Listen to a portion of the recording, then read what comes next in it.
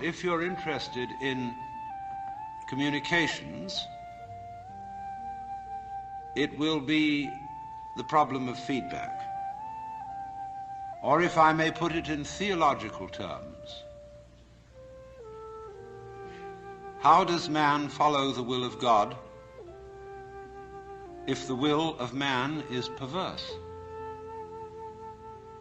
The theologians say, you cannot do this without having divine grace, or the power to follow the will of God. How then do you get grace? Why is grace given to some and not to others? If I cannot follow the will of God by my own effort because my will is selfish, how will my will, which is selfish, be transformed into an unselfish will? If I cannot do it because I am already the selfish will, then grace must do it. If grace has not already done it, why not? Because I didn't accept it? But by definition I had no power to accept it because my will was selfish. Must I then become a Calvinist and say that only those people who are predestined to receive grace will be able to live the good life? Then we come back to the inadmissible position that people who live evil lives and do not get grace because they are not predestined to it out of the infinite wisdom of the Godhead, then God himself must be held responsible for their evil deeds. And so that is a nice little tangle. If I put this in the language of Oriental philosophy and religion, it would be something like this. The Buddha said that wisdom must come only from the abandonment of selfish craving or desire. One who abandons that desire attains nirvana, which is supreme peace, liberation. But the problem is, if I desire not to desire, is that not already desire? How can I desire not to desire?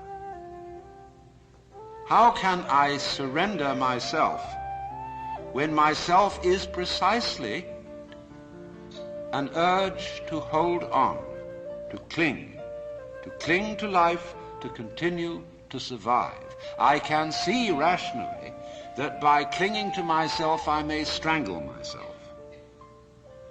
I may be like a person who has a bad habit, as a result of which he is committing suicide. And he knows that, but can't give it up, because the means of death are so sweet. So it all comes down to this basic question, that human beings have for a long, long time been concerned about transforming their minds.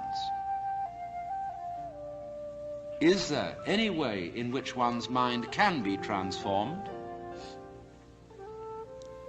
Or is it simply a process which is nothing more than a vicious circle? I could ask, why have you come here this afternoon? What were you looking for? Would it be too presumptuous of me to say that you were looking for help?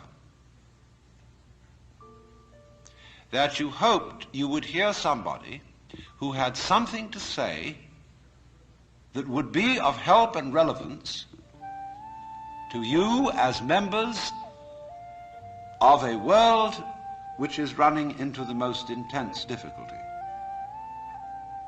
A world beset by a complex of problems, any one of which would be bad enough.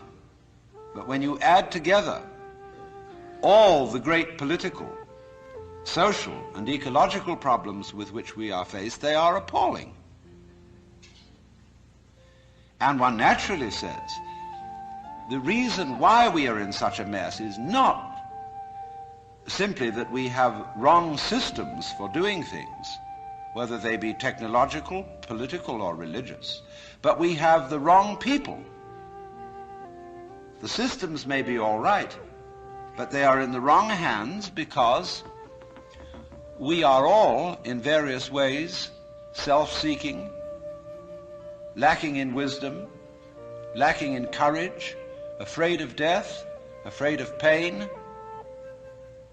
unwilling really to cooperate with others, unwilling to be open to others. And we all think that's too bad. It's me that's wrong. And if only I could be the right person.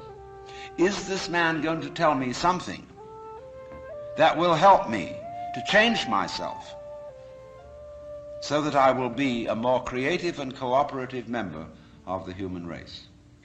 I would like to improve.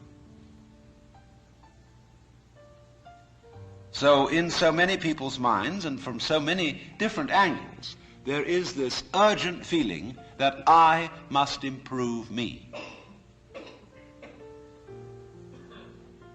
And this is critically important because it's obvious that, at least it's superficially obvious, that the way things are, we are going to hell fast. Now, in this question, can I improve me? There is the obvious difficulty that if I am in need of improvement, the person who's going to do the improving is the one who needs to be improved. And there immediately we have a vicious circle. How can I improve myself? Was the first problem. The second problem is, how can I accept grace? They're both the same problem. Because you've got to make a move which will put yourself out of your own control into the control of a better. If you don't believe in the Christian kind of a God, you can believe in the Hindu kind of a God, who is your inner self. You see, you've got a lower self, which you can call your ego. That's that little scoundrelous fellow that's always out for me. But behind the ego, there is the Atman, the inner self, the inward light, as Quakers would call it, the real self, the spirit, which is substantially identical with God. So you've got to meditate in such a way that you identify with your higher self. Now, how do you do that? Well, you start by watching all your thoughts very carefully, watching your feelings, watching your emotions, so that you begin to build up a sense of separation between the watcher and what is watched, so that you are, as it were, no longer carried away by your own stream of consciousness. You remain the witness, impassively, impartially, suspending judgment and watching it all go on.